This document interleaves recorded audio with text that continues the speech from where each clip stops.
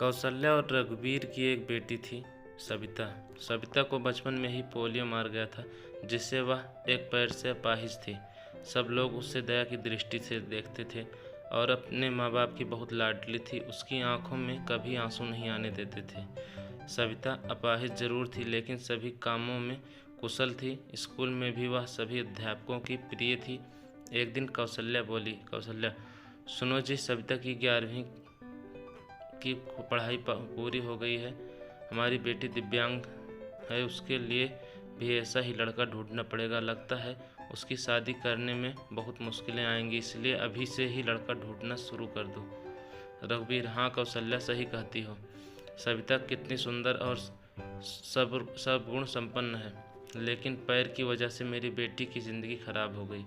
सविता ने अपने माँ और बाबूजी की बात सुन ली। वह पास आकर बोली, सविता, बाबूजी, क्या मैं आप सब पर बोझ हूँ? मेरा पैर खराब है, इसका मतलब यह तो नहीं कि मैं किसी पर आश्रित रहूँगी। फिर कैसे हुई मेरी ज़िंदगी खराब? कौशल्या, मन छोटा मत कर बेटी, किसने कहा तू बोझ है? तू तो मेरी आंखों का तारा है। सविता, माँ, मैं पढ़ाई के साथ साथ कुछ करना भी चाहती हूँ, जिससे मैं खुद पर निर्भर रह सकूँ। इधर सविता की पढ़ाई पूरी हो गई और उधर रघुवीर सविता के लिए लड़का ढूंढने लगा। सविता के लिए परेश का रिश्ता आया। परेश रसायन फैक्ट्री में काम करता था। परेश अपनी माँ रमा और अपने पिता जी मुकेश के साथ सविता को देखने उसके घर आया। मुकेश, अरे बेटा, लड़की का तो पैर खराब है। परेश, पिताजी, अगर मैं दिव्यांग लड़की से शादी करूंगा तो मुझे किसी जीवन को संभालने का सौभाग्य मिलेगा। रमा, बेटा, तेरी ज़िंदगी है, जो भी फैसला हो सोच समझ कर लेना। परेश, देखिए सविता जी, मैं आपकी जितनी तारीफ सुनी, मैंने खुद को आपसे मिलने के लिए रोक नहीं पाया। क्या आप मुझसे शादी के लिए राजी हैं? सविता, परेश जी, मैं एक अपाहिज लड़की हूँ और आप पूर्ण रूप से स्वस्थ हैं। क्या आप एक अपाहिज लड़की को स्वीकार करेंगे? परेश, सविता, मैं ज़िंदगी भर आपका सहारा बनने के लिए तैयार हूँ, अगर आपको एतराज़ ना हो तो। सविता, अगर आप तैयार हैं तो मैं खुशनसीब हूँ कि मुझे आप जैसा जीवन साथी मिलेगा। सविता और परेश की बहुत धूमधाम से शादी हुई। चारों तरफ चर्चा थी कि बड़ी भाग्यशाली है सविता, जो दिव्यांग होते हुए भी उसने इतना अच्छा पति मिला। रमा, आज तुम्हारा पहला दिन है, इतनी जल्दी कैसे उठ गई? आराम से उठ जाती। सविता, माँ, मुझे जल्दी उठने की आदत है, मैंने नाश्ता बना दिया है, आप सब लोग नाश्ता कर लीजिए। रमा हैरान थी कि एक पैर खराब होते हुए भी सुबह उठकर नाश्ता भी बना दिया। इसी तरह सविता ने थोड़े ही दिनों में सारी जिम्मेदारी अपने ऊपर ले ली। सविता से सभी बहुत खुश थे।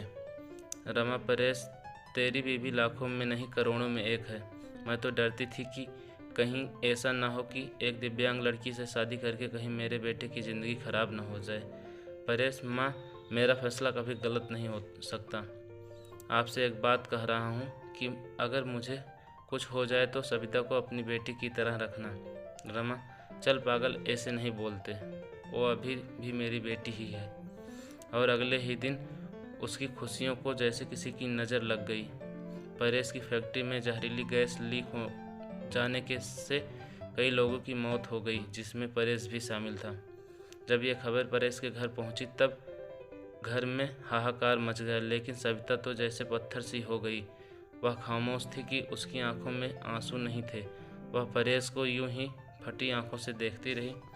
कुछ औरतों ने उसे हिलाते हुए कहा, बहू, रो ले, देख परेश को वह मर गया है, अगर रोएगी नहीं तो पागल हो जाएगी, तू विधवा हो गई है, विधवा। इस तरह की बातें सोचकर सविता फूट फूट कर रोने लगी। सविता रोते हुए बोली, उठो परेश, आंखें खोलो, मैं अकेले किसके सहारे जीऊँगी? अभी तो मैं तुम्हारे साथ कुछ ही दिन गुजारी थी, फिर मुझे अकेला छोड़कर क्यों चले गए? परेश का अंतिम संस्कार हो गया और सविता के अरमानों का भी। रमा, अरे ये क्या बहू, सफ़ेद साड़ी क्यों पहनी हो तुमने? सविता, माँ, सबने मुझे कहा कि मेरे जीवन के सब रंग परेश के साथ ही चले गए, अब मुझे सफ़ेद साड़ी ही पहननी है। रमा, नहीं बेटी, तुम हमारे दुख को और मत बढ़ाओ, आज से तुम कभी भी सफ़ेद साड़ी नहीं पहनोगी। हफ्ते महीने यूं ही शोक में गुजर गए। कौशल्या और रघुवीर सविता को लेने के लिए आए। कौशल्या, मेरी बेटी का जीवन तबाह हो गया, पूरी ज़िंदगी अकेले कैसे काटेगी, इसलिए हम उसे अपने साथ ले जाना चाहते हैं। रमा, देखिए समधन जी, सविता कहीं नहीं जाएगी।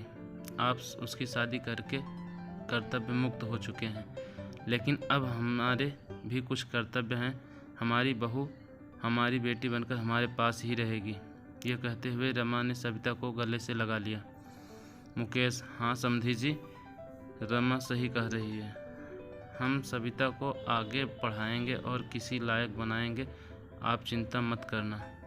हम अपनी सविता को पलकों पर बिठाकर रखेंगे। सविता, माँ, बाबूजी परेश इनके इकलौते बेटे थे। आप अब वो नहीं हैं, तो ऐसे में मैं भी इनको छोड़कर चला जाऊं, ये सही नहीं है। मैं इनके पास रहकर ही इनकी सेवा करूंगी। सविता के माँ बाबूजी चले जाते हैं। अब सविता अकेली थी। उसने अपना सारा ध्यान पढ़ाई में लगा दिया। ऐसे में उसकी मुलाकात गौरव से हुई, जो समय समय पर सविता की पढ़ाई में मदद करता था। गौरव मुकेश के दोस्त का सबसे अच्छा बेटा था। उसका काम के सिलसिले में परेश के पिता के साथ आना जाना लगा रहता था। गौरव इंजीनियर था और बड़ा ही शालीन स्वभाव का संस्कारी लड़का था।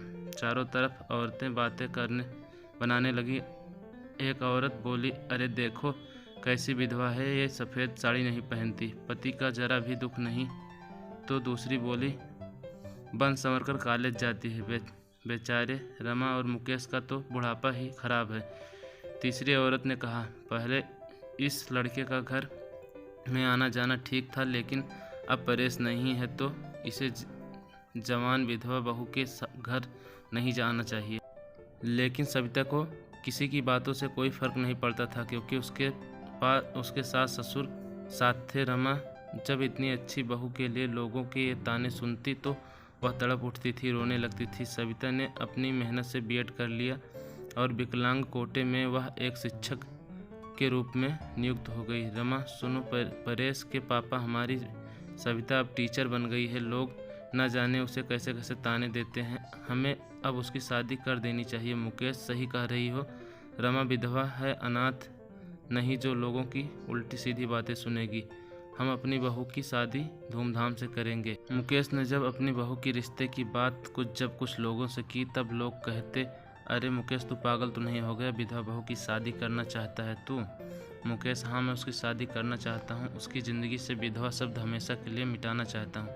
तभी गौरव ने आग करके कहा, गौरव अंकल, अगर आप सविता के काबिल समझते हो तो मैं आपकी बहू से शादी करने के लिए तैयार हूँ। मुकेश, गौरव तुम? गौरव, हाँ मैं। मुकेश, मुझे यकीन ही नहीं हो रहा कि मेरी बेटी तुम्हारे जैसे लायक और होनहार बेटा पसंद करेगा। मुझे तुम पर गर्व है। मैं ये शादी के लिए तैयार हूँ बेटा। तभी मुकेश घर आकर के सविता से कहता है, सविता बेटी, तुम जानती हो मैंने हमेशा तुम्हें अपनी बेटी से बढ़कर माना है। मैं चाहता हूँ कि तुम्हारी ज़िंदगी के अधूरे सपने को पूरा करूँ। मैं तुम्हारी शादी गौरव से करवाना चाहता हूँ। तुम्हें कोई एतराज़ तो नहीं? सविता, पिताजी परेश की जगह शायद ही मैं किसी को दे पाऊँ, लेकिन आपने जो मेरे लिए किया है वो कोई नहीं कर सकता। आपका फैसला मेरे सर आँखों पर, जैसा आप कहें मुझे मंजूर है। और फिर सविता और गौरव की धूमधाम से शादी हो गई और सब खुशी खुशी रहने लगे। आशा करता हूँ कहानी पसंद आई। कहानी पसंद चैनल को सब्सक्राइब करें, वीडियो को शेयर करें। वीडियो देखने के लिए बहुत बहुत धन्यवाद।